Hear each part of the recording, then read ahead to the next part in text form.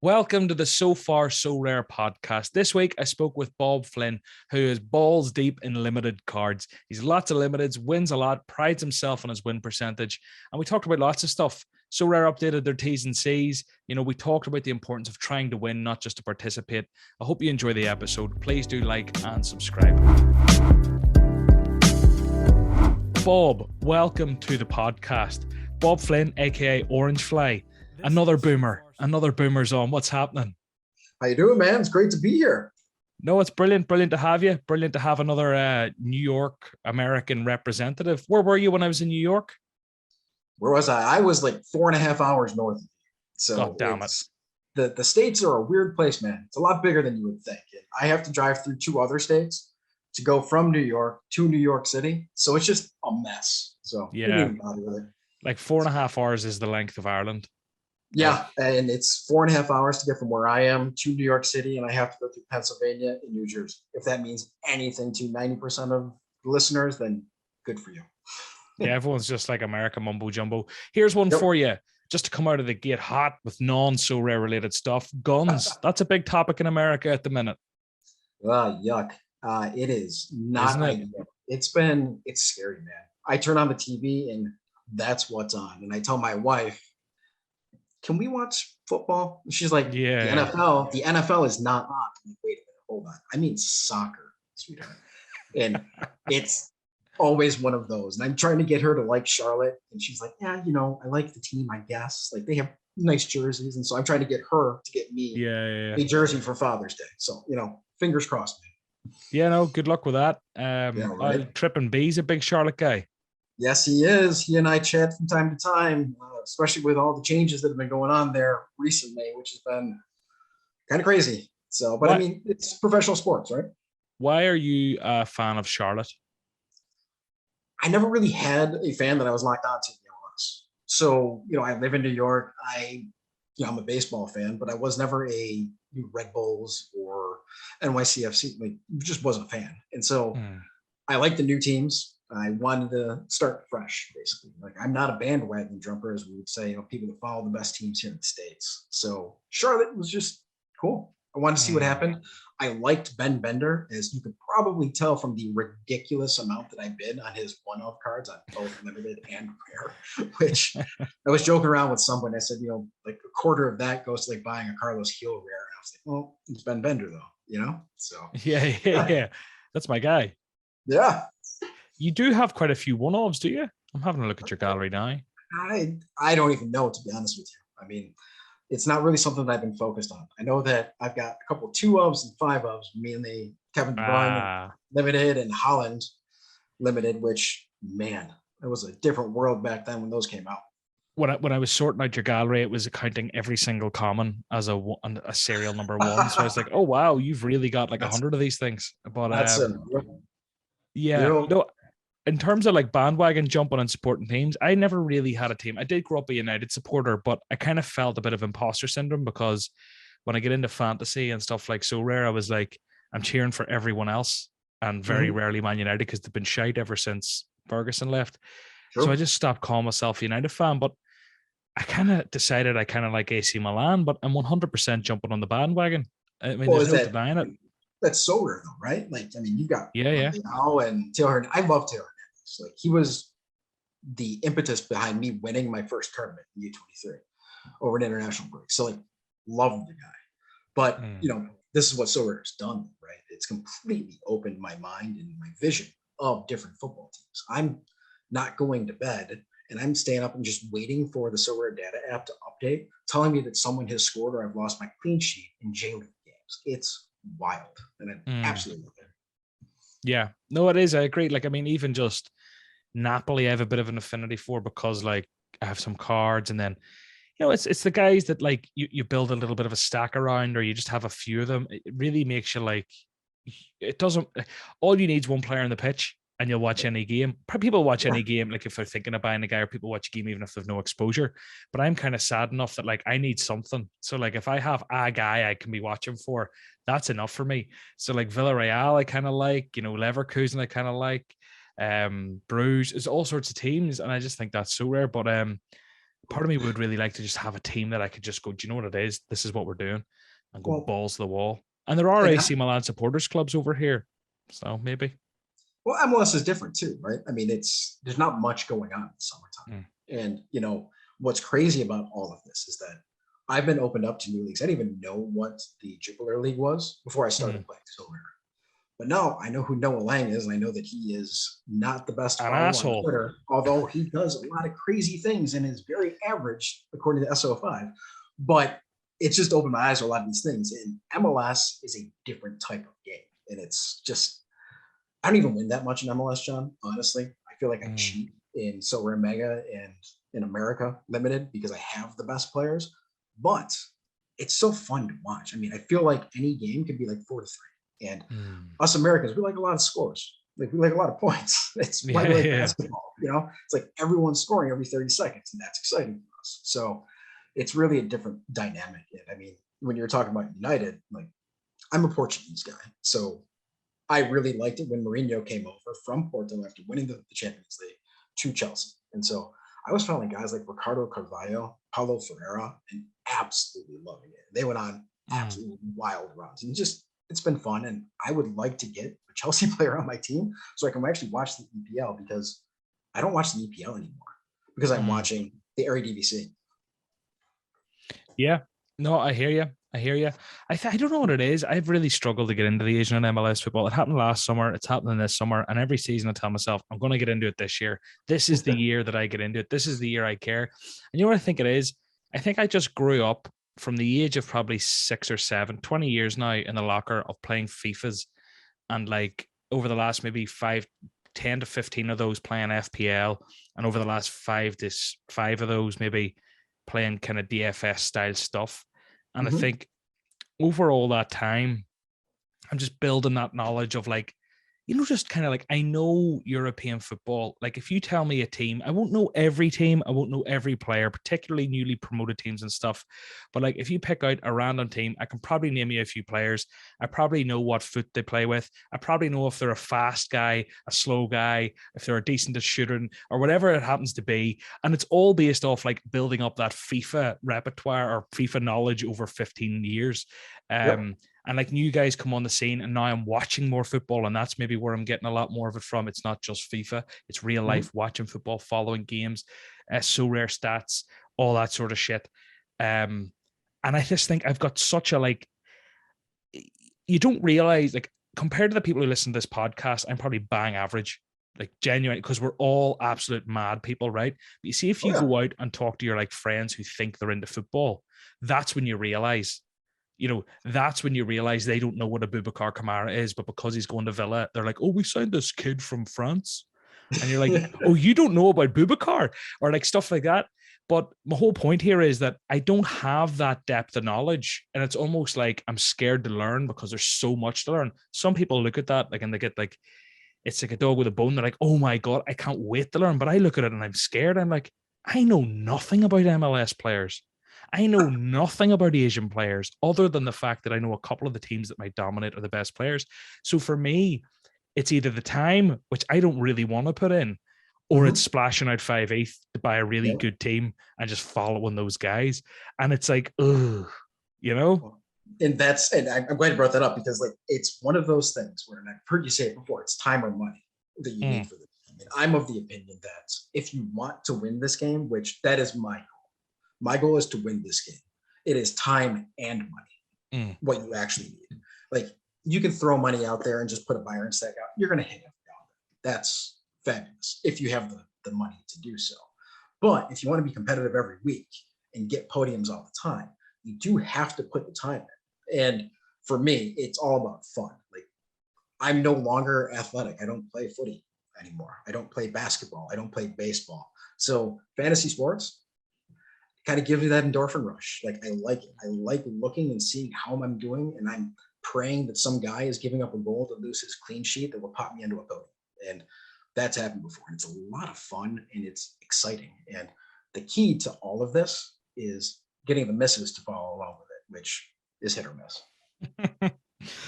Speaking of which, you mentioned, again, here we go, early segue. Yes, guys, you're going to have to deal with this every single week. You mentioned you might try and come to the meetup.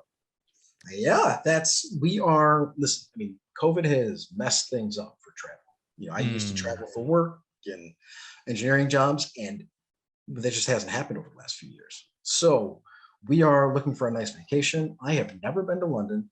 I've never actually been to a professional football match. And now, to your point a mm, couple minutes ago, I can speak on most players if you ask me about a team.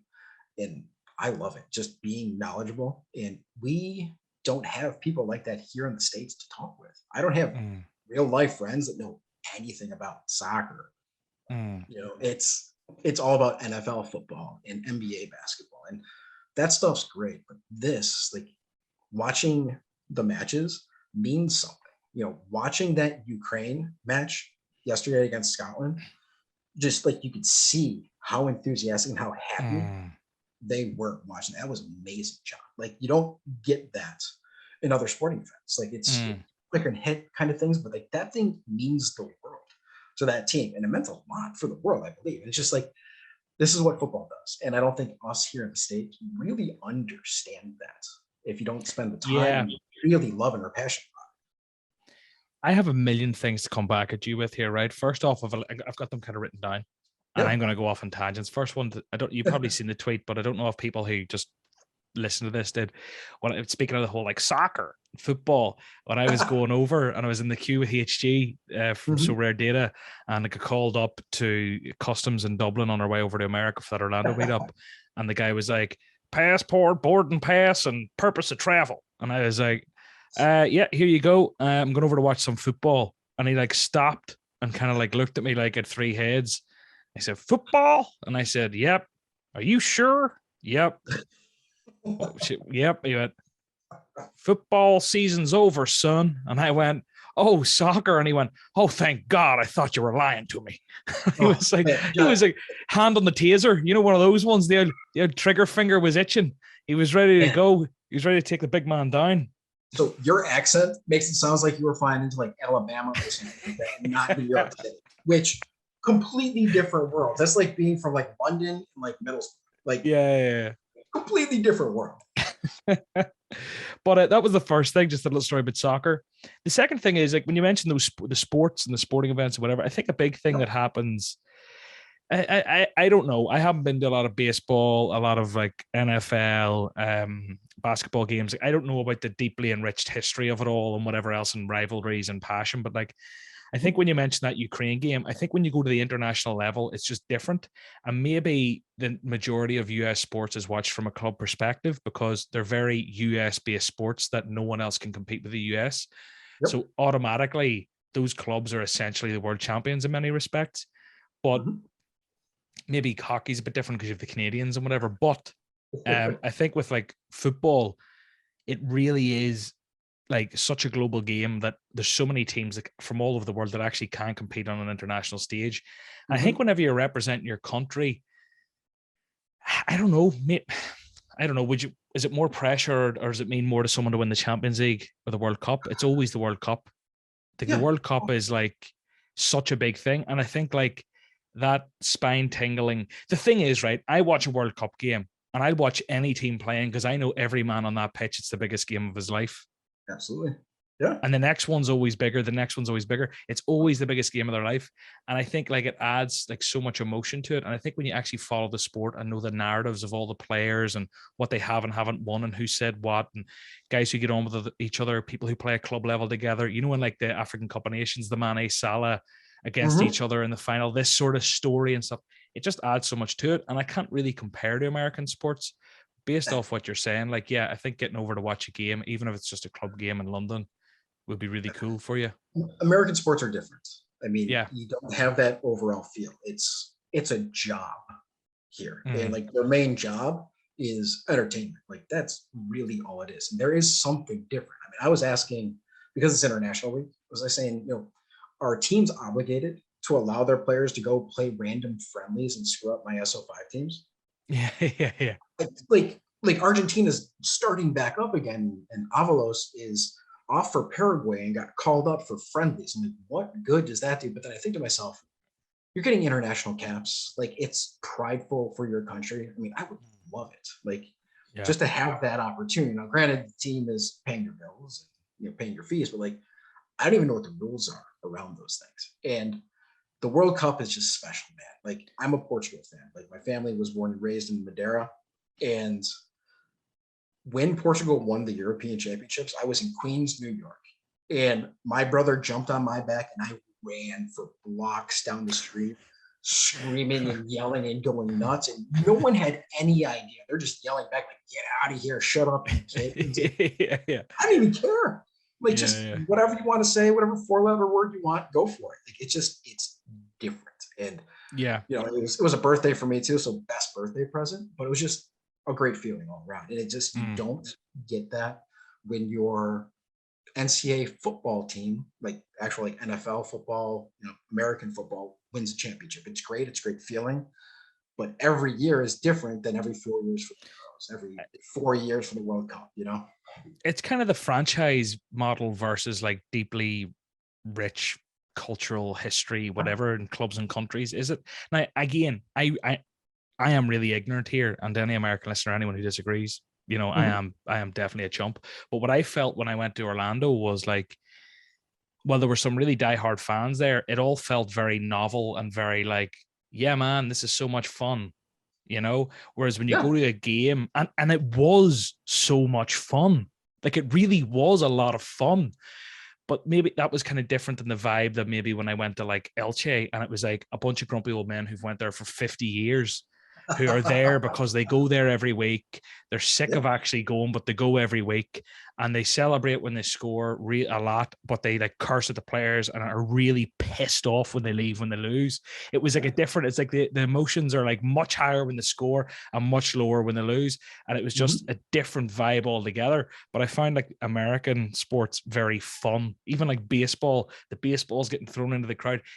Everything was very novel, franchisey, businessy, marketing-y, well, it also depends on like which team you're going to see. Like SoRare is coming out with baseball, and if you go to Yankee Stadium or you go to Boston to Fenway or Chicago to Wrigley Field, like these places have that nostalgia feel to it, like that old time. I am amazed that I'm here sort of feeling. And I played baseball when I was younger, played in college, and I love it.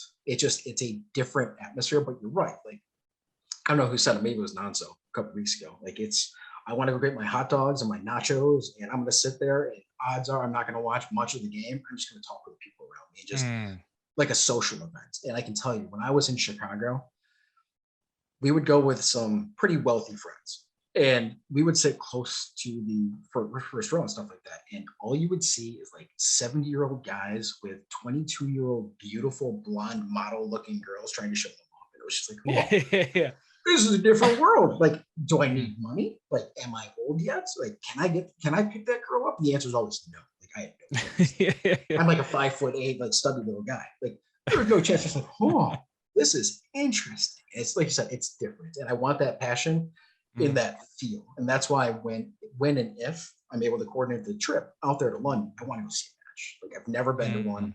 I want that real feel. I'm not going to say this is happening. I mean, I literally had a fleeting conversation earlier, and again, I really can't wait to be like, this is what's happening, go here, buy a ticket. That's hopefully going to happen in the next episode or two. But for the minute, I was talking to I tried to spread the word across Europe to the different communities. Apparently there's a bunch of Germans ready to come over, a few French people might make the trip, a couple of Spanish might make the trip. I need to say to the Italian guys, remind me to do that. But there's a chance, if Fulham are at home, there's a chance of a slither of hope maybe that we could get like some sort of tickets there as a group, because someone has a connection. So there's stuff like that. I think a lot of it depends on the fixtures and even who's at home, because there's a lot of London clubs, but we need one of them to be at home, really. And I was thinking, like, depending on times of kickoff, depending on how many weigh in, because at the minute it is looking like, if all goes to plan, I'm getting ahead of myself, but I just want people to save the date. If all goes to plan, I'm starting to think it's less likely it'll be 50 and more likely it'll be 75 or 100, like a lot of lads and maybe a lady or two. But very, very exciting. I'm thinking maybe like on the Saturday, some sort of five-a-side thing could happen, maybe. Or I don't know, maybe people want to go back to the pub, or maybe people want to go to a game. But a lot to be organized. 5th of August, if you have any questions, reach out to me. Hopefully you make it, Bob, because there are a couple flying over from the States. But we went a bit of a ramble about the cultural significance and football and blah, blah, blah. But what I want to talk to you about is There's a few things, but we'll start off with you. You mentioned this already, and I skimmed over it quicker than I planned to.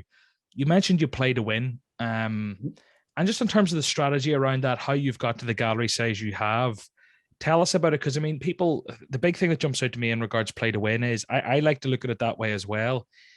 Maybe I don't always stick to my word when I'm building teams, but picking a team with 5 guys who are likely to shoot 55 and shoot 325 points or whatever, or that's bad maths, 275 points. I mean, that's useless. I mean, that really is like, okay, one of them pops off and then all of a sudden you're in tier 3 zone.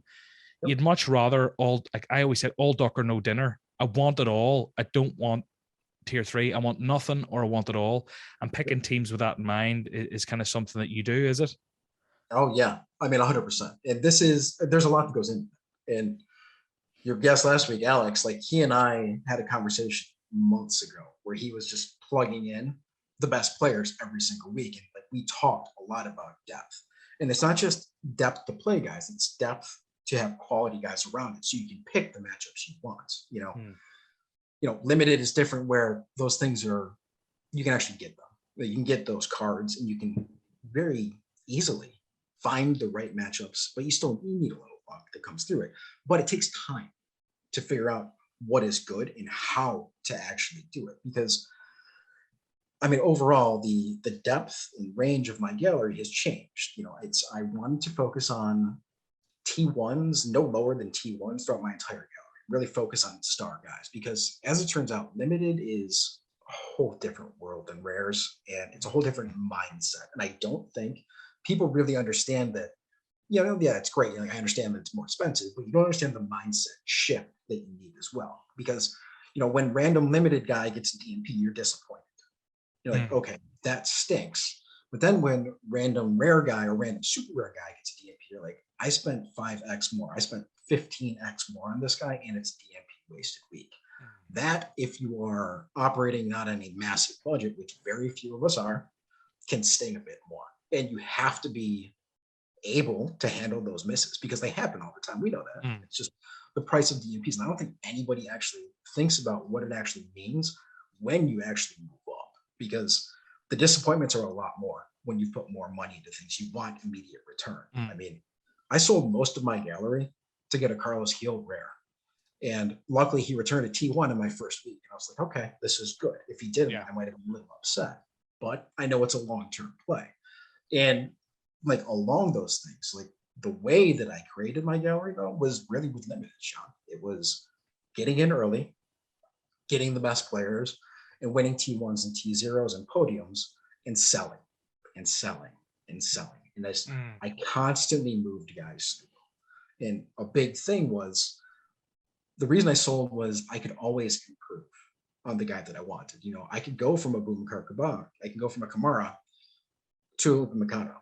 And like that was like the goal. And I always have a plan with what I'm doing. I don't just sell stuff just to have Ethan pay. To me, that's pointless. I need my money working for me, kind of like an investment. And I always look for what guy I want to upgrade with. And so like now in the summertime, I play in rare, and I sold, if you look at my gallery, I basically sold all of my Challenger U23 guys because I'm not willing to play the lottery of the Cook Miners and see I'm what playing happens so with many them. of those lotteries right now. Yeah, I'm on edge. That's the thing. But limited also gives me the freedom, because limited, I know I can buy those guys back next year when IX brings in 5 new under 23 guys that are absolutely dominating. I'll just buy those guys back and I'll just compete in U23 again. But I wanted to use that money that I could generate because ETH was dropping, which means that ETH prices were rising, and put it back into actual big players that would help me win over the summertime, both super rare and rare pro. So it's a different approach. And it's because I want to win, John, these changes aren't cheap. Like I can't get anything below 0.75 these days. Yeah, and of course, and like when you get to that point, there's not much else you can do or places you can go. I'm buying T1 super rares are hard to get. And I think you know that. Like it's very difficult. I've heard that you've been trying to get a Parejo super rare forever. It's miserable trying to get one. And you're like, am I willing to pay 4 ETH for it?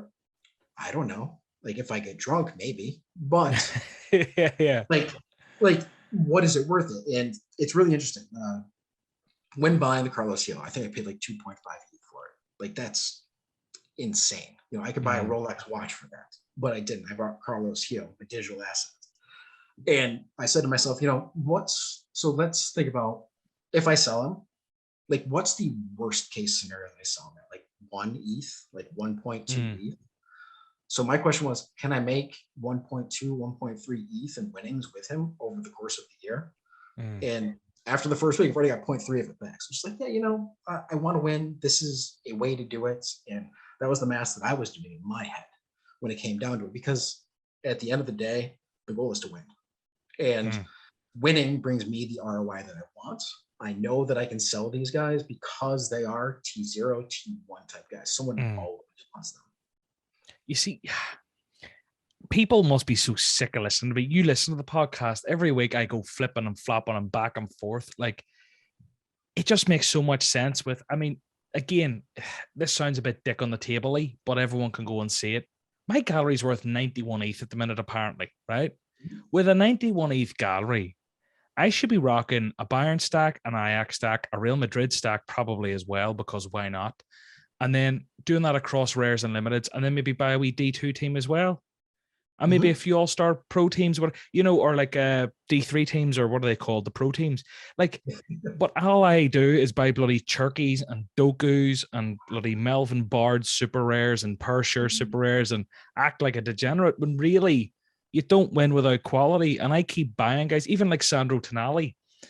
Like I picked up a Sandro Tonali just because I kind of wanted to get into the Milan thing. And, you know, I have my wee Rafael Leao, and I thought like Tonali scored well and he's whatever, under 23 and babbity ba. And I mean, he's put up a few nice scores recently, but I mean, most weeks he's going to shoot me 55 to 60. And that's not a winning score. Now, at under 23 super rare, that can get you on your way. Like, that's not going to kill a lineup, but it's not really going to help you at under 23 rare pro. So, like, John, what's your goal with Tonali? Like, and this is what I ask a lot of people, because a lot of people have started asking me, like, what to do with my gallery. And I say, what is your goal? Like, what do you want to do? Do you want to trade? Do you want to win? Do you want to play the long game and hope this U23 turns into Kylian Mbappe? Like, what is your actual goal? Because for me, when you make a purchase, you need a plan. Like, you need to know what you're doing with this card. I think a lot of what I do has entertainment and fun in mind, and what I want to do, not what I should do. You're an entertaining guy. Like, you're an entertaining guy. Like, I listen to this stuff, and I snort laugh as I'm walking my dog, and she looks at me thinking I'm insane. Like, and you're sitting there thinking, this guy's crazy. Why is he doing that? I think to myself, would I do that? No, but it's hilarious to listen to, because it's not. But that was. Speaking of something that was hilarious at the time, the Rodrigo super rare. It was a funny thing when I did it. The Andrews had a bit of fun, or was it Sean? And Sean, PSU fans had some fun. This is something the podcast listeners might have heard. YouTube people and Twitter people have. I sold that 2.2 ETH Rodrigo that I bought in a moment of madness that I shouldn't have for 6 ETH. Some crazy bastard came in after Real Madrid won the Champions League, and he wanted it. So he paid me six ETH for it. And it's put me in this position now where I'm panicking, because I've never had an ETH balance that high. It's actually 9 all in. And like, I've 9 ETH. And I'm like, I've never had this much ETH in my life. And I'm sitting refreshing ETH's price every 2 minutes, like shitting myself. And I'm like, I need to get this back into cards. At least I understand them. Man, I swear, like, if I make it over there, when I make it over there for the get together, like, I'm sure I'm gonna see this big Rolex like blinging out on your wrist. Like, this is what Rodrigo bought. This is my plan. I am better than you. This is the proof. I have a bigger penis than you because of my Rolex. But the question that comes then is, like, when I have that much ETH in the balance and I'm happy to spend it, you know, it's one of those where I really should be going for top quality, but it's so hard because everything in me just wants to buy the guys that I think are good value, and buy the guy that'll be good next season, or the guy that I can sell for more, or, oh, what if he gets the move? Like, I'm even sitting there just before we were on this, I was looking up like Ignace Bremt or whatever, the sort of right wing back or whatever from Salzburg. Your man Christensen will be gone. This could be Salzburg's under 23 right back next season. And his rares trading with the price, ETH at the price it is now, lowest price on market, 0.246. You get him for 0.22 or something, right? Whatever about that value versus other cards, but I'm looking at that and I'm like, are there super rares in the market? Because I think that's a good move. And then I'll go and buy him and he'll bench warm for 6 months. And then I'll have bought 7 of that type of player, albeit 1 or 2 might bang. When really I probably should have just went and bought a super rare Vlahovic. He's probably even a worse buy because he's a low score. But you know what I mean? Like what I'm saying is like a premium guy, one premium guy. Yeah. It's one. I'm glad you brought up Vlahovic because like I come to the same questions and like I cannot keep an ETH balance. Like I think the most I got up to was like 4. And I was like, what can I spend this on? And I was like, literally, I just keep going to like manager sales, super rare, sort by highest price, scroll down to about 11 ETH, and I start looking around. And that's whenever, instead of buying the guy I should go after, I'm buying the guy that's available because I kind of like him. Yeah. Well, I mean, and like I talk to a lot of people and I'm just like, who should I buy next? Like, I had this, I needed Sebastian Driussi to not score 40 last week, and I would have had a T0 in All-Star Rare Pro, and he scored a 40. And I was like, well, I'm pissed off now, even though he averages like 75. Like, he doesn't, but he's good. Yeah. And I was like, well, maybe I should just spend 1.6 ETH on a Cecina, or 1.3 ETH on a Hulk. And I'm just like, let's not get ahead of ourselves here. Like, yeah. I know what to do, and I know that I've had Hulk in the past, and I made some really bad trades because it's what we all do. The trick is, don't get hung up on it and don't make that emotional reaction, because good players, John, like they matter. And I know you don't really care much about the winning percentages, but I'm a prideful person and I care about my winning percentage, John. So you don't put in the Ponty team? Oh man, no. I mean, I'm sitting around 34%. I'm really proud of myself. That's really high. Like I think like I'd love to reset mine and actually care. I think mine's like has been so far gone for so long that I just don't care. Yep. And I'd always put in the team with like 4 guys playing on a DMP, because what if they all hit 100? Do you know? Yeah, of course. Well, I mean, like that makes sense. Like listen, I've won. Like my only win in D2 lately was a 4-guy team with a DMP, and I think I came in like 5th. And I was like, wow, this is insane. Like, and it's been a lot of those kind of things. I went through a streak of like 8 weeks with top 10s, like every single weekend. I was like, that's outrageous. Do I have any ETH to show for it? No, but I just got them because I sold the guys, I bought you guys, and that's how my team just continued to evolve and get better and better and better. Because quite honestly, between my America's limited team, which wins a lot. I mean, it's honestly not fair if you have Enzo Fernandez, Hulk, and Carlos Gil every single week. Like, I mean, that's how I win SoRare Mega, by the way. I know that was asked a lot. I use those 3 guys, but like those things start building up, man. And I think 5 T0s with that just combo, and like, I play them every week, and it's not rocket science. Just buy the best guys, play the best guys, win the best guys. But like, I think something that I've noticed is like I run kind of through purple patches. I find with rewards. It sounds like you went through a nice spell. Maybe other people experience it. It kind of makes sense with football, because like if a few of your players hit form at the same time, and they're on a nice run, and they've done it at the same time, because form's everything in football. Like all of a sudden you've got like 3-4 guys coming up into this nice wee wave of form, and you're just playing them. They can go on a wee streak of 3-4 weeks where they're all kind of getting in the goals, and then they fade away and you're back into a drought. But just to give one more example of me nearly DJing out, and when I say nearly, this could still happen.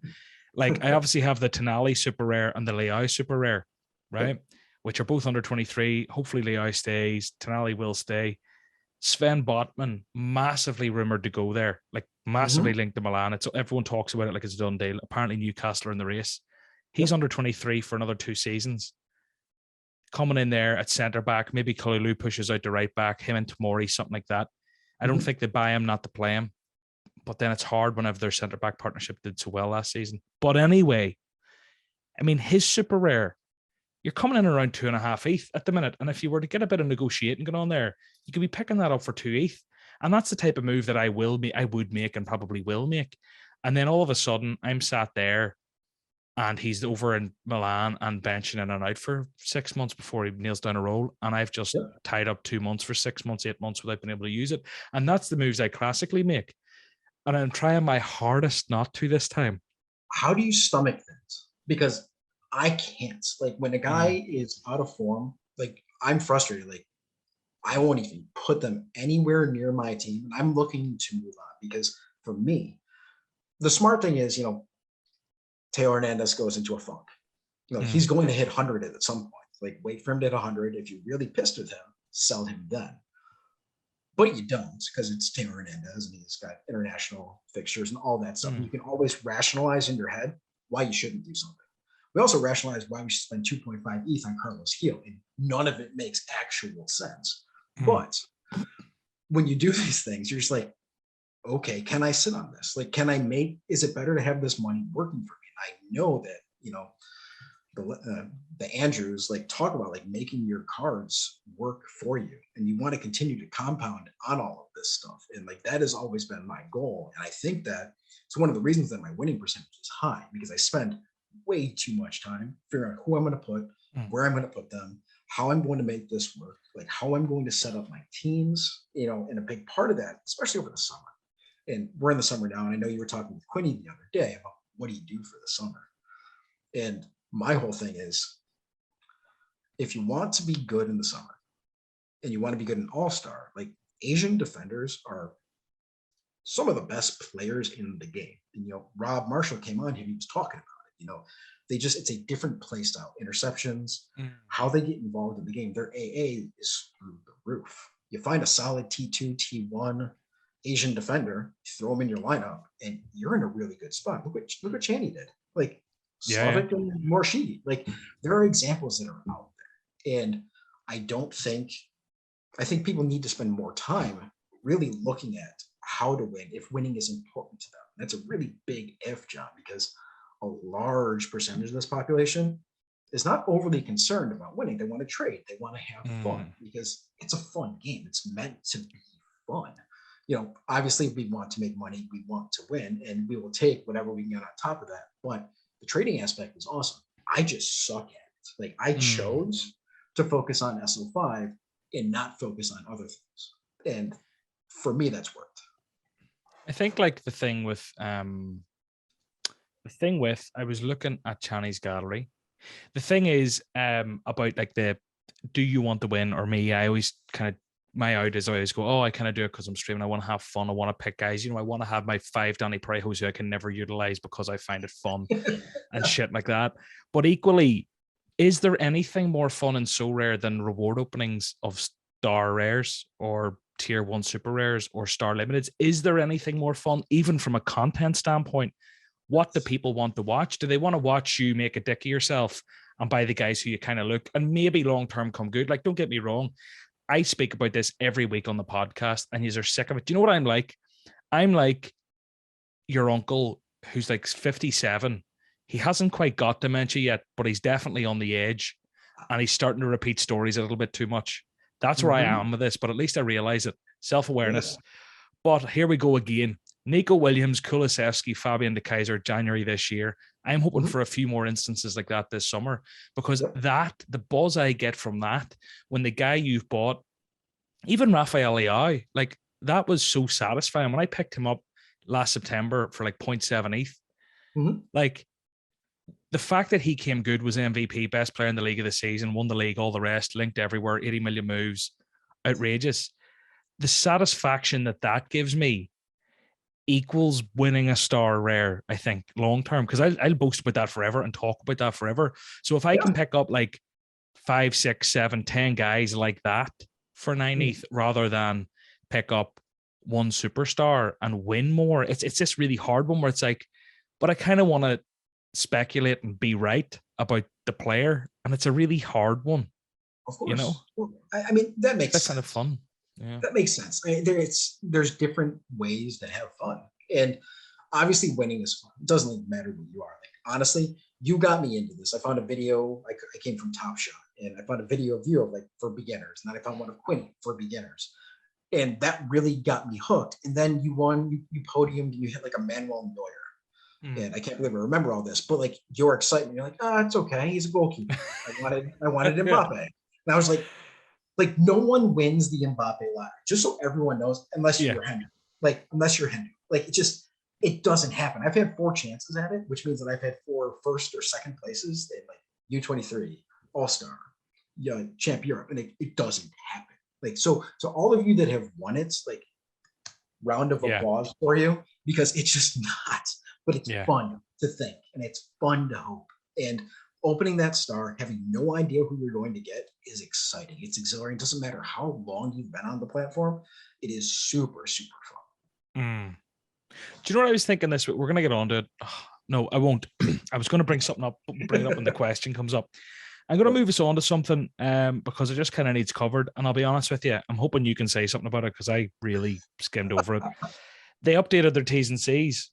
Did Yes, you they look did. at all into this? I'll go on a wee spiel for a second, and then maybe Yeah. you can say, I didn't really read it, John, or John, here's my take. But like, they've updated their T's and C's. Now, I've said a lot of times in podcasts over the last sort of few months about how like it's not necessarily what happened that's wrong, it's their T's and C's that are wrong, is the way I felt about a lot of stuff that's happened. So I'm over the moon they've sewn them up a bit. Now, I've seen a lot of people saying, oh, it's ambiguous and it's as clear as mud and da da da da. And then there was questions about like, will Blackpool be allowed? Will Blackpool not? I haven't seen any conclusive answers. I'm sure Discord came to an answer, but to be honest with you, I haven't been chilling out there. Yeah. Have you got anything from these T's and C's? I'm going to go and have a quick read.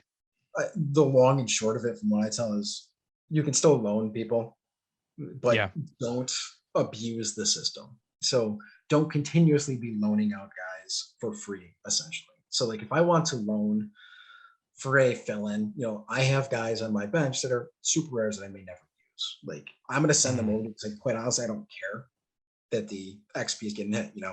Like all of your super rares that you're waiting to form for 6 months. Like if you're okay sending them over to someone send them over and just make the trade look relatively fair, so you're not basically skewing the market or truly taking advantage. Now, I think that what they did a few months back by forcing the logins and marking from where you're logging in was a key step, which would allow these T's and C's to have some sort of impact. Because if you're logging into multiple accounts from the same device, that's going to raise some flags that are in there. So, that's different. So like, are you going to set up 4 different computers to multi-account from your same IP address, which all can be pinged back as well? Odds are your dog's thumbs are not typing in the right password. So, I mean, I think that was their main step. I don't know how much further they're going to go than that and just use that data. So overall, I like to loan to friends. Like I would rather someone else have a chance to win. I mean, honestly, like I loaned to a buddy that came in second in All-Star Limited at one point. He won a Neymar. And I was over the moon that he won that. Like, just like so happy for him. And like, honestly, I count that as one of my podiums. Like, it's part of your team. Like, it's really cool. And that's what this community is. And I think that one of the things that we don't get enough, and people that aren't sure about it just haven't really got invested into the community. Like I was very fortunate to get hooked up with a lot of people. And I mean, when I started, I used to bug you in DM. I would bug Quinny. I would bug people in DMs because I want to know. I want to talk. I want to be part of the community. Yeah. Well, it's part of my personality though, too. Like I want to win and I want to be involved. And it made it feel more than a game. Like it made it feel special in a way to be part of something that only you and a handful of people you may ever meet or talk to will know about, but you're passionate about it. Yeah. No, I think like it is really special. I think like with you, and there's a few guys who've been on the podcast before, the loyals. And I'd say people who listen are like, what is this gang? Is this a cult? Can I get in this gang? I don't know. Application's not through me, but like these are all very close. And it is that type of vibe where it seems very much that you do celebrate each other's wins, take the piss out of each other's losses. And I think like, I don't know about all of you, but I'd say for a large percentage of you, your SoRare experience definitely wouldn't be the same, but maybe you wouldn't even be on SoRare anymore for a lot of people. I think it's like the community aspect. So that's why I always implore people like, get involved in Twitter, dig around, be annoying, try and make friends and see what happens. And that's why, like, I think the meetup thing, I really want to do it because when I go and do these vlogs and meet people and people meet each other in the flesh, it's mad because there's zero awkwardness. You rock up on your own, you're meeting a bunch of people who you've never met, and all of a sudden you have something to bond over immediately. And you're looking at their lineups and you're like, I remember whenever I seen Alberto over in Spain, it was like, you're a bloody Feyenoord stacker. Get out of here. Like, you motherfucker. Every week you're breaking my heart. And it's class. So like, I think we've went off from the T's and C's a bit, but I think in general, the idea of just what you're saying around community and buying into it's essential. Find little groups, find friends in your area. They're out there, like they're there. And honestly, don't feel bad about DMing someone. Like odds are, if you DM me on Twitter, I'm probably going to answer. Like I just randomly will have conversation because here in the States, no one talks about soccer, footy. Like, and I love to because I'm passionate about it, and it's when going back to like the community, like you're talking about the Loyals, John, like this week was a big week for the Loyals. I think we had 2 podiums, like a number of T0s, T1s, and it was exciting because the videos pop up. You just get really happy because part of a team. Like obviously, like you say to yourself, I'd rather Mike didn't win that T0. I'd rather be Bob. But at the same time, you're like, that's awesome. Like it's just it's really kind of fun. I don't know. I mean, and part of that is on the off chance that you do get to a meetup and you get to meet these people, you have that.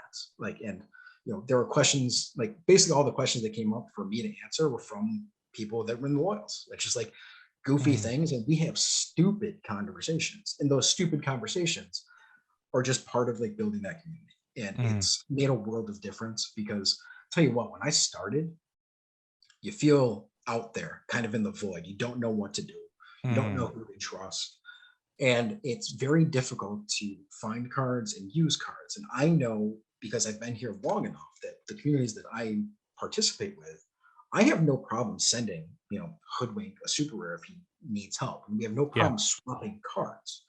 And it's just, it's different. Like I have some of my best friends here. I'm probably not going to give them like a $2,000 thing to use randomly, honestly. But here it's a completely different world because it's not $2,000, John. It's just 0.3 ETH. Like, oh, okay. yeah. 70th now at this rate, but right. So what you're saying is, to summarize, that the Loyals should be suspended because they're colluding with other users to gain an unfair advantage in the game and marketplace. Absolutely. Never mind Blackpool. Question, like, the who Loyals should be kicked out of the Loyals? Who should be kicked out of the Loyals? This guy. So I don't put in that whole mess. They are the bloody wolves in sheep's clothing. They're getting torn into Blackpool, but really it's the Loyals you want to look out for. But part of it though too, right? Is just learning. Like I remember Hoodwink came on one of your podcasts like months early in the process. I was like, this guy knows about Asian football. Like he actually, like I listened to him and he was big on Choi Young, goalkeeper for Daegu. And I bought him and I won in my first tournament with him. And I was like, man, this guy is the greatest thing that's ever happened. And then I watched games of Daegu, and all Choi used to do was just scream nonsense and go absolutely apeshit in the back, just yelling at people the entire time. And it's hilarious because I remember messaging him just out of the blue and we were just laughing about it. And like, that's what drew in and got me closer with some of these people. And no one's going, like, if people judge you, so be it. It's the internet. Like, we don't care. There's a lot of dicks on the internet. Like, reach out to people. Like, I will respond to your messages. Like, try not to inundate me, but like, I will answer questions. Like, it's not easy to go from limited and move up. Like, there are things that you need to do. Like, there are a lot of people out here willing to help that are not as time strapped and famous as John Nellis. So I think I'm getting primed for these questions because there's so many from your friends. I was looking to see any of them taking the piss out of you because it's a nice kind of segue. Yeah. But something I just wanted to mention about the community aspect is it's something that I definitely overlook a lot of the time because I'm almost blessed that I've been making content for such a long time that when I go to make my lineups, generally people tell me, or I'll get messages throughout the week where John or people will tag me, and it's amazing because it means like someone will tag me that Jonathan David's doubtful because of blah blah blah, and I'll know. Or under the video, someone will be like, "Oh, John, Danny Parejo, he's pulled out of training this week, he won't play." But like everyone doesn't have that, everyone doesn't have that, and like that is a huge leg up. And even like in those groups, a big thing being able to do is just go, "Hey, guys, what does this team look okay?" Or even a lot of people do that on Twitter and they'll get a bit of response. But if you have 3 followers on Twitter and you created it last week, you better look up that SoRare hashtag and start liking and interacting with other people's stuff because you're not going to get something for nothing. That's what I do. I SoRare hashtag on all of my stuff. Like, because you're interviewing me here. I finally have more. I finally have more followers than people unfollow me. So I feel special today. But you're right. You don't have that. And the thing is, you can find that is really what it comes down to. You know, there were some questions in there that people were asking, like, what would you do if you started again? And to me, I've been thinking about this a lot. And for all new users and experienced users, like, find those content creators that you really like. You know, find Quinny, find Channy, like, see who these people are friends with, because you're friends with Hendo. Like, there are a lot of commonalities throughout it. And like, there are some galleries in there that are really set up well, that are good to win. And like, if you really want to win or trade, like, there are accounts to follow. If you're on a budget, so we're on a budget. Like, these things are like easy to find if you just spend a little time. And that's what I would do if I was starting now. I would find my content creators. I would look them up on SoRare, see where their friends are. Odds are their friends are pretty influential people in the game too. And then you can very easily double check and go look at SoRare data and say, hey, this person's pretty good at winning. This person has a good all-around approach to the game. Like, maybe I should ask them some questions. Maybe I should look at some of the people that they're buying. You know? And there are a lot of things that you can do to get better at this game. And again, it's all about putting in that time. Absolutely. Well, look, I think, is there anything else I wanted to say to you before we go on? Oh, no, something I just wanted to let people know exists, because it's going to be a lot of fun for making content on SoRare data. So particularly for people who watch like lineup builders, if anyone here doesn't know, on my YouTube, I give away any limited cards I win. So what you can now do on SoRare data, if you type into the search bar my name, John Nellis, I'm just going to do it here. And then if you go to lineup builder on my profile now, you can actually build my teams, which is really fun. And you could always do this. It was just a bit more clunky. You had to type names into search bars and stuff. Now you can just go and do it. And if you do it, if I go over to the community building tab on my profile, I can actually see the lineups and who's built them. So that's really fun. Sorry, I'm burping. That is really fun. But what's even more fun is I can see what the most picked players were. Do you remember the Influencers League they did for a while, where it was kind of based off the percentages? It's that type of vibe where I can see, okay, what players are people picking? And then based off that, I'm going to be able to build these community lineups and hopefully win rewards for the people who follow the content. But just check that out. Maybe it's something that doesn't interest people, but it'll be really fun for content going forward. So I wanted to bring it up. Absolutely. Other than that, do you want to answer some questions? Because there's a good few of them. Yeah. And one thing, like, I spent a lot of time in limiteds. Like, Simply Alex, great to look in limiteds. Like, if you have the money and you want to put it into limiteds, the best limited player in the game, I believe he's German. His name is Sneeg, and like SNIEG. Like, he has his own Twitch account and everything, and he is incredible. One of the highest scorers that we've ever had, like well over 500. This guy just wins consistently. So if you want to learn how to win, go back and look at some of his lineups. You'll see what the price is to actually win. You make a decision for yourself. Like, how do I do this? Can I do this? Geez, yeah, I've just looked at him. SNIEG, he's an account here. Yep. I assume he's French based on his banner. French. His Hall of Fame. I'm from America, John. Like, we don't know anything. Like, it's Europe to us. Yeah, it's something weird. I always think of that in Anchorman, but it's like he said, I don't even know what he was saying, but I always find that so funny because of just how racist it is. He's like, your man Champ, and it's like, I was with a Pomeranian once, and he's like, or something. He's like, I don't know, Asian, Colombian, something weird. Anchorman, great. Go fuck yourself, San Diego. yeah, it gets me going. I loved it. So looking at his Hall of Fame, Mbappe, Gill, Tadic, Haaland. Yeah, like, this guy has the guys, and he knows how to use them, obviously. Yeah. Courtois, he has him up for 2 Oh, he is the 1 of 1, not 1 of 1. It's like 65,000, but it's the Game Week 200 edition. Anyway, look, let's go answer some questions. So, absolutely, there's a lot of them here. Obviously, there is a lot of like in-jokey stuff, so we'll try and bang a few of them out first, because obviously a lot of people don't have a clue, but you need to give them their answers. Noddy said, if you had to choose between letting your mate 2Bob manage your gallery for a month, give him free reign on sales and purchases, or letting the handsome bastard MPN10 take your missus out for dinner, which one are you picking and why? And if anyone watched the Show Me the ETH thing I did on YouTube, MPN10's the guy who never stops walking, and 2Bob's the guy with the beard. So they're all part of this crew, the loyal crew. So yeah, you let them take your missus out for dinner. I mean, this guy's like an ASOS model. Oh yeah, he is. But you know what? I don't know. My wife tells me that I'm pretty, which, I mean, you're looking at me now. It's obviously not true. I think you have She kind of beautiful built me eyes, up. very deep eyes. I could get lost in those. There you go. It's the Portuguese side. But no, I trust my wife, man. Like, honestly, love to Bob. He entertains the hell out of me. But this gallery would be wiped because it would last for maybe 5 days. It would get completely turned over. Like, Yeah, if I he want turns to, over a lot. oh man, like if I want to get out, then I will have Chubob manage my account and just load up ETH for me. Don't Like, say that too loud. Yeah, I'm not sharing my account with anyone.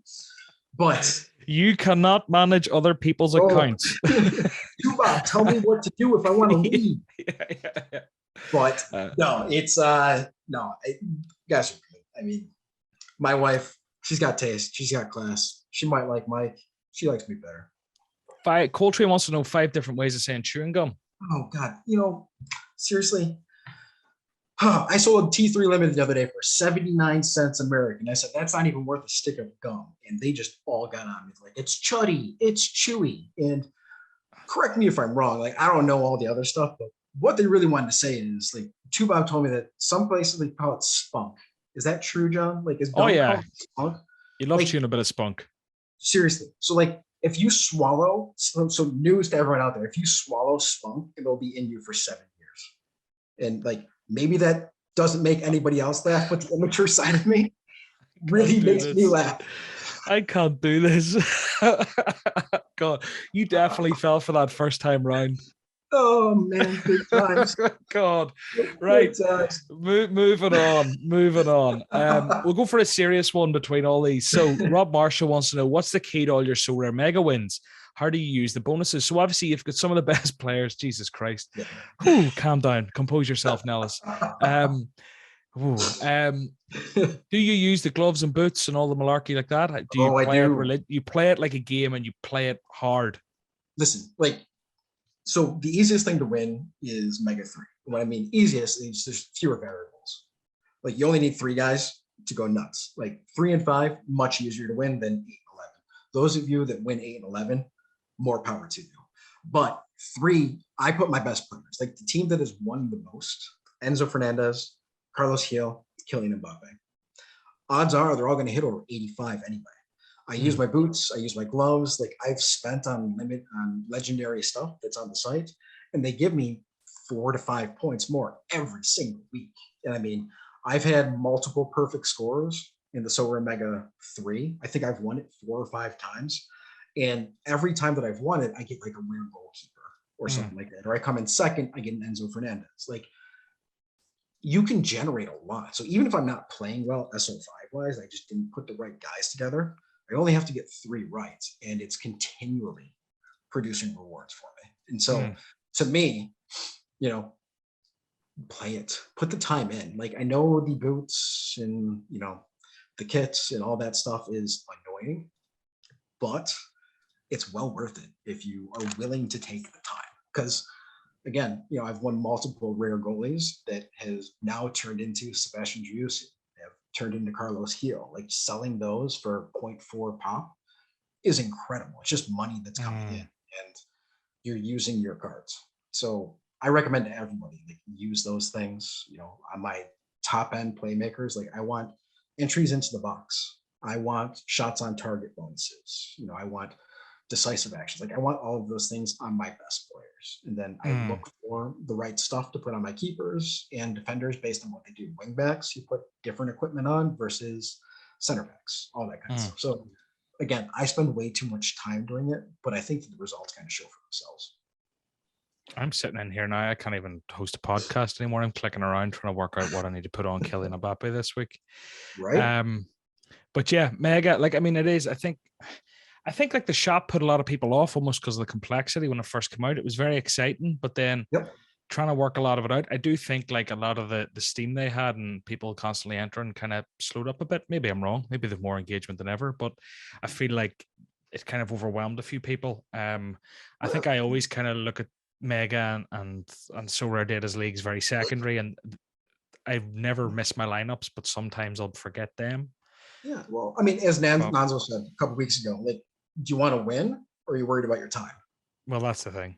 right? Like, and I mean, SoRare Mega was nice enough. They actually tweeted me out like when I had a perfect score, and like I've done that multiple times. It's just really cool to get in there with it. And I mean, it's nice of them to acknowledge it.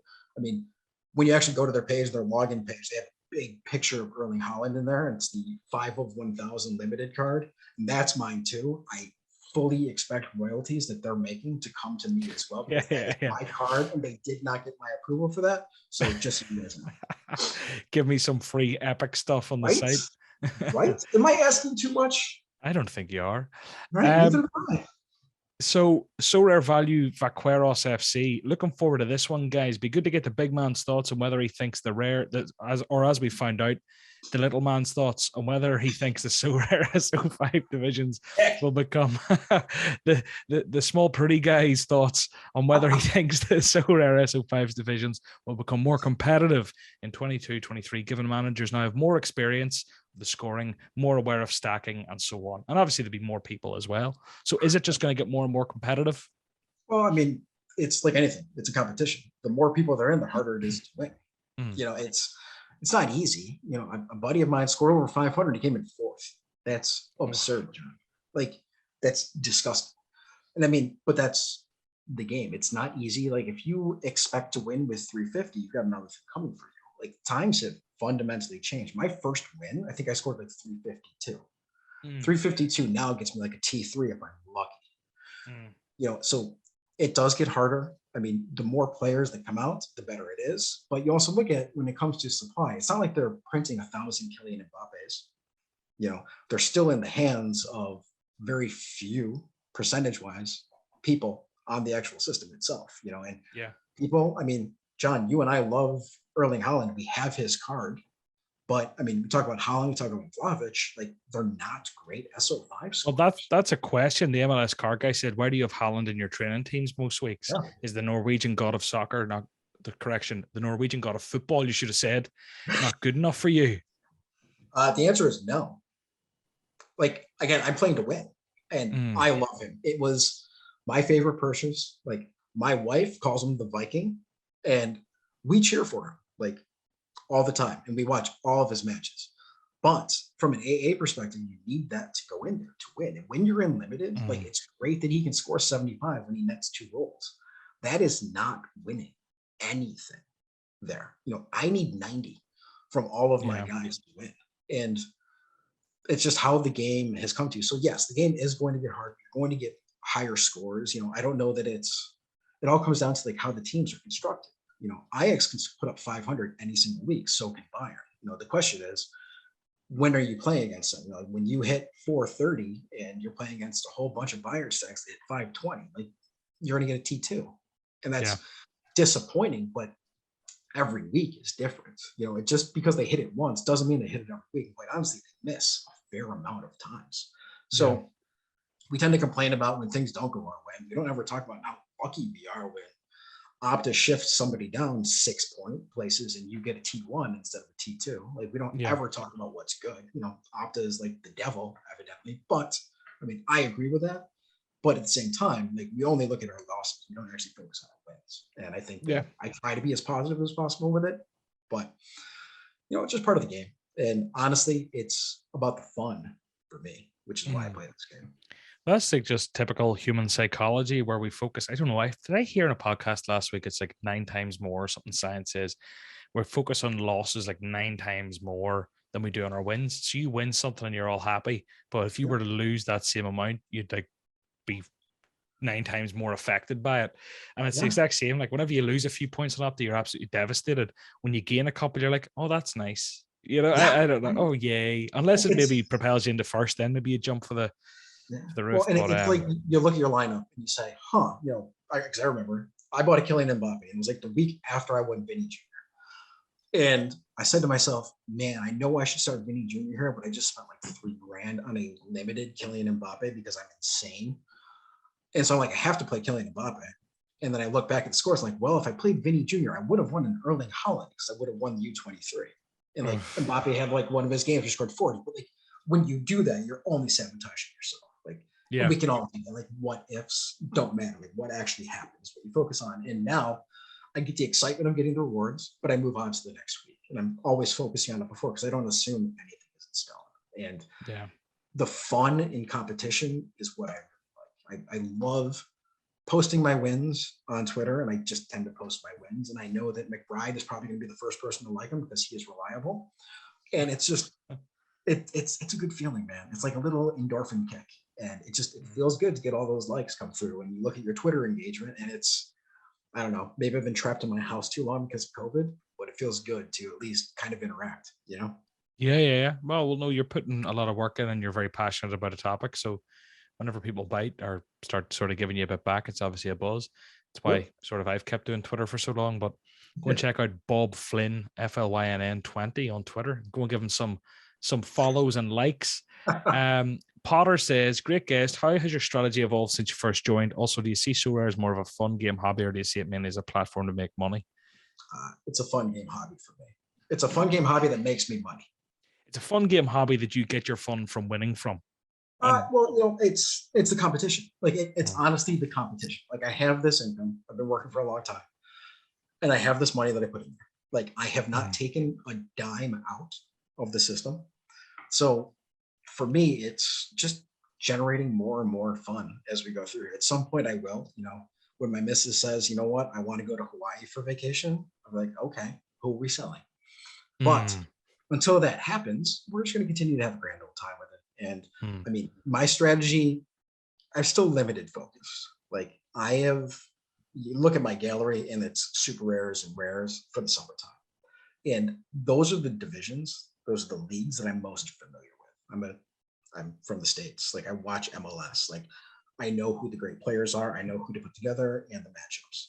So it has shifted in that manner. I went from D5 limited to D3 first, John. Like I bought a Peruvian stack from Universitario, and then Uriti, their best forward, tore his ACL, and the entire team decided, well, let's not play football anymore.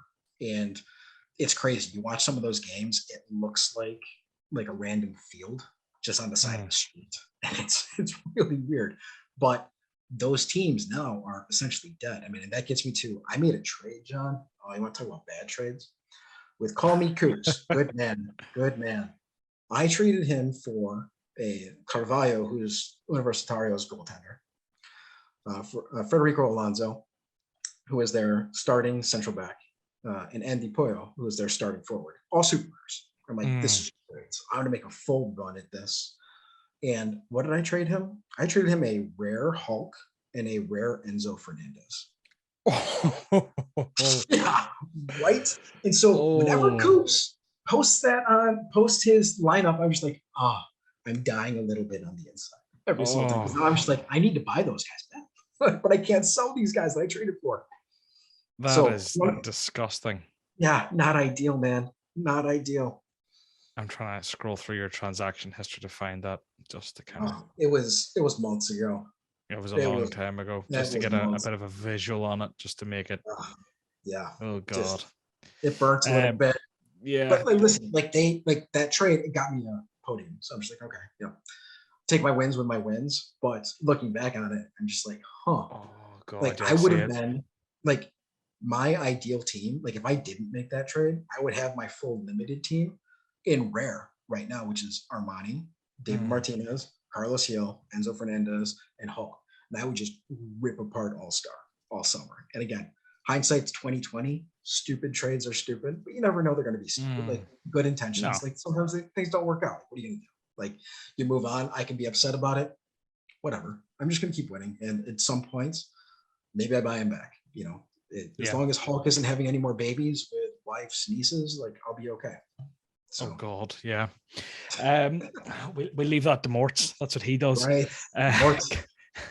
Kevin T says, if you started the day, what would you do differently to how you started and why? We kind of covered a lot about your strategy, but is there anything, like in a nutshell, if there's anyone to add, like is there anything that you would just point blank do differently?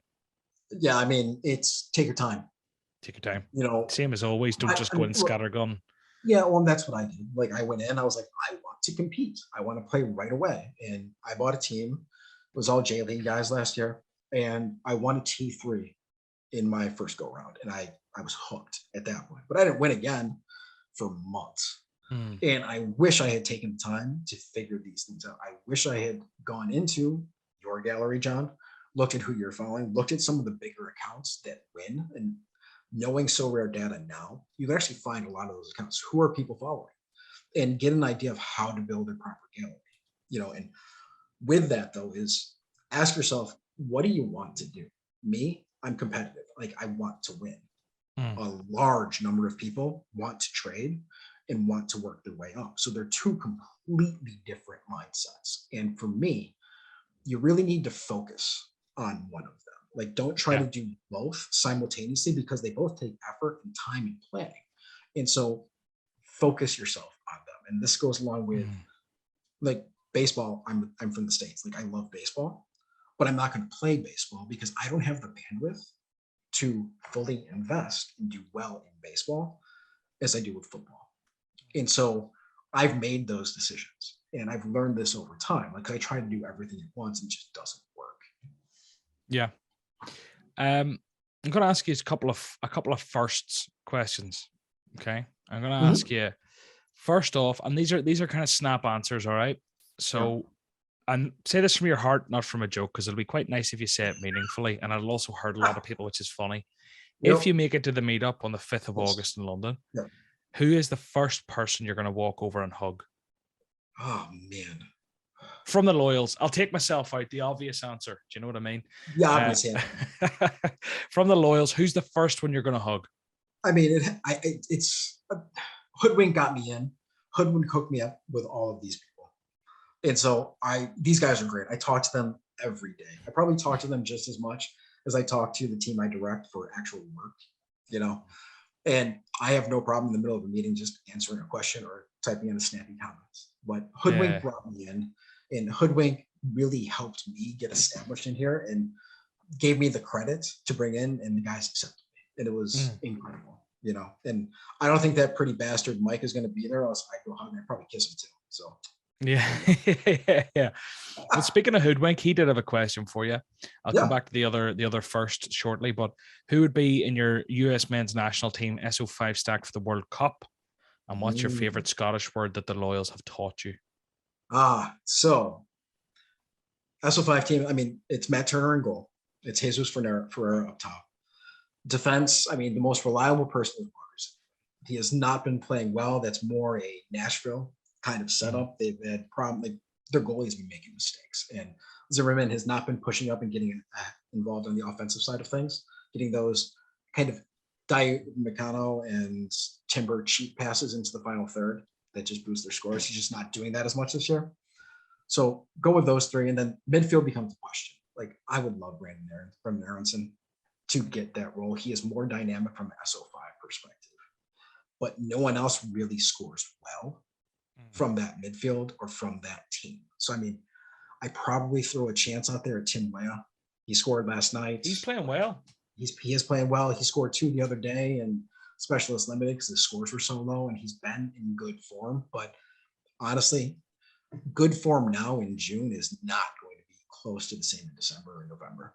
So he's probably the guy I'm going to go with, but I do not trust him. Like at one point, John, I used Yunus Musa and Tyler Adams in like a U23 stack. And I think combined, they scored me like 50 points. It was just not a good showing all around. They just don't do a lot. They're vital for the team, but they don't do a lot of SO5 points. So that's my US stack. And my favorite word, I say it all the time, is cockwomble. Cockwomble, when you're slagging someone. Oh, man. And I said that to my wife the other day. She was not pleased. She's like, what does that mean? It better not be bad. I'm like, I'll cook dinner, sweetheart. Well, if any, well, I'm gonna hijack that word. If any of you cockwombles out there haven't left me a review, go and leave me a fucking review. Apple or Spotify, please do it. I do badger you probably every week, actually. And the other first question, where on earth was it? Come on. There was a first. Oh, yeah. Which match will be the first you'll ever attend? And will SoRare play any part in that decision? Now, that's from SoRare in the States. Now, it is hard, I suppose, because if you were to come to London, you might be there at a happenstance. You don't know what one you get tickets to, blah, blah, blah, blah. Maybe you can't really choose. But let's pretend you get to pick the first match you get to attend. would SoRare play a part? I imagine it would. And where would it be? I mean, first match. So I'm Portuguese. Like, I have to see Cristiano Ronaldo. Okay. That means so you're going to United. Yeah, I'm going to United, but I don't like United in any way, shape, or form.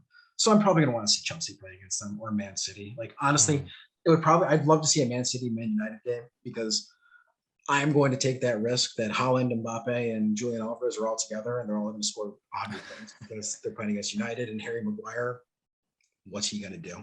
Yeah. I mean, that's probably the match that I would like to go see. And obviously, it's probably going to cost me a Kylian Mbappe limited to actually get in and get seats. But hey, sacrifices. Yeah. So I think that's about it in terms of questions. We have an interesting one, actually, when we go on to the 137 game this week. I didn't brief you. But so you're going to get to pick as many players as you want. But what actually worked out a dream last week was Alex the Bastard nearly nailed it. With 4 players, he was 4 points off. So Kosei Tani's shot a 16. Yep. Tony Cruz hit a 73. Camavinga hit a 26. And Wesley hit a 26. He had 141 points, which is 46 quid to charity, meaning adding on the 48 from the previous couple of weeks, I currently owe 94 quid to charity, which is an outstanding effort from 4 players. So maybe we've unlocked a new meta. Just pick 4 guys and hope 3 of them are substitutes and one of them does okay. But it's up to you what you do. It's up to you what you do, Bob. Yeah, I'm going to go with my guys. I'm going to stick to the 2. I'm going to go with my guys. And these guys, like, I'm putting together a team. There's not a lot of guys playing this weekend, is really what it comes down to. So I'm going with Miguel Torren, center back down in Argentinos Juniors. Miguel who? Torren, Torren. Yeah. And then I'm going to go with Nacho Fernandez at Mineiro. Nacho Fernandez. Yeah, so they both are pretty good AA guys. And there's a possibility that even without a decisive, they could be up there pretty close. And I'm going to say this now, John, that whatever the total is after this week's Euro 94 quid, whatever the total is after mine, I'm going to match that for you. And I'm going to kick that over to you, okay? Oh, you're some man. Bob, what a gesture. Fair play. I'm old. So John, I'm old. John, I'm an old man. Like, I have to spend my money somewhere, and I haven't been able to go anywhere. So you're shooting for 200 points and hoping you don't have to give in to charity. That's the game. Pick another 4 players, Bob. I'm saying I'm matching. Even if I hit 200, I'm still matching your 94 quid. So. You're some man. You're some man. Pick another 3 players so we're capped at 94. I'm joking. No, that's amazing. Like, thanks very much. That's an amazing gesture. Fair play to you. So, well, then we'll wrap up that after this week. Once we have the totals, I'll contact you and we'll square it off there and start the next run on total. But Bob, it's been an absolute pleasure. People can find you at Bob Flynn. Was it at Bob Flynn 20 from memory? You got it. Yep. And anywhere else you want to be found, anything else you want to plug? That's it, man. Twitter is where I live. Cool. Well, look, hopefully I get to meet you in person. Hopefully a lot of the people listening get to meet you in person. And if not this time, we will next time, I'm sure. But look, thanks a million for coming on, and we'll chat again soon. Thanks for having me, man. It was a pleasure. Cheers. That's it for this week's episode of the So Far So Rare podcast. I hope you enjoyed it. If you did, please do like the video, subscribe to the channel, and comment below with your picks for the 137 game and see if you can do better than Bob. See you next week.